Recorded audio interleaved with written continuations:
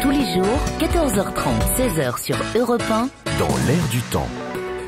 Alors bonjour à tous, bonjour Laurent, bonjour Damien, bonjour Fatima, bonjour Franck, bonjour Jules, bonjour madame. Bonjour monsieur. Alors Laurent, je ne vous cache pas que je n'ai pas beaucoup dormi hier, il y avait le bordel en bas de chez moi à cause du bal des pompiers. Jusqu'à 4h du matin, ils n'ont pas arrêté. À un moment donné, j'en ai eu marre, je les ai appelés au téléphone et je leur ai dit: bon, il y en a marre là, j'habite au-dessus, c'est plus possible. Moi demain, j'ai une chronique sur Europe 1 à préparer.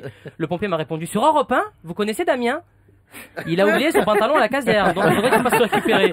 Là, ça m'a énervé. Je me suis dit: non, il s'en prend à mon pote Damien, là, ça m'a énervé. Je suis descendu, je suis allé voir le premier pompier que j'ai croisé. J'ai dit: excusez-moi, je voudrais parler au responsable de la caserne, s'il vous plaît.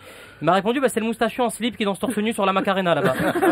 D'accord, donc en fait, s'il y a le feu chez moi, c'est le moustachu en slip qui va venir me sauver des flammes. Ok, bah je vais déménager moi, parce que j'habite dans le Marais en fait, Laurent. Ouais. Et à ce propos, vous savez que dans le Marais, si vous voulez appeler les pompiers, ce n'est pas le 18 qu'il faut faire, je le rappelle, c'est le 69.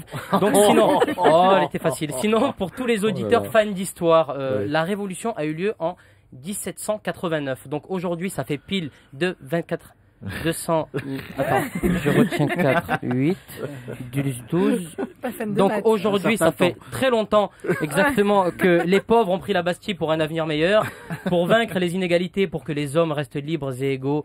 Et grâce à ça, aujourd'hui, on peut le dire haut et fort, Laurent, c'est encore pareil. Mais je me suis dit, t'imagines si la Révolution avait eu lieu de nos jours à Paris, avec les métros, les heures de pointe, comment ça se serait passé ?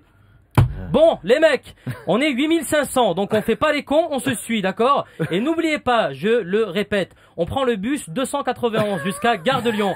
Arrivé là-bas, on prend la 4 direction Port d'Orléans. À Porte d'Orléans, il y a Bébert qui vous donnera vos titres de transport, de manière à pouvoir choper la 8 jusqu'à Bastille. Je suis sûr qu'une fois dans le métro, le mec dirait: eh merde, putain, la RATP est en grève. Bon, on fait la révolution demain. Les mecs, c'est reporté, allez, tout le monde chez soi. Mais bon, j'aime quand même le 14 juillet pour le feu d'artifice, comme le disait Damien. Je pense que le feu d'artifice doit arranger certaines personnes, notamment dans les municipalités, surtout les maires. Chers habitants, chers élus, donc comme vous le savez, le taux de chômage de la commune est passé de 37 à 49%.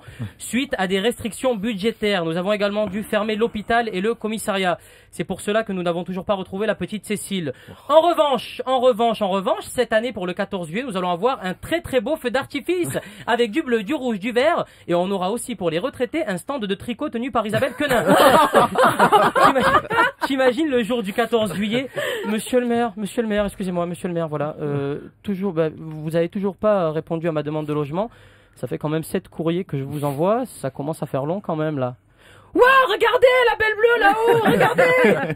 Mais monsieur le maire, j'ai plus rien à manger. Et la belle rouge là-haut, c'est magnifique. Pour conclure, Laurent, ce que j'ai envie de dire, le plus dur avec le 14 juillet, ce n'est pas le 14 juillet, ce n'est pas que ce soit un jour férié. Le plus dur, c'est que le 14 juillet, on doit travailler. Merci à tous, messieurs, dames, bon courage.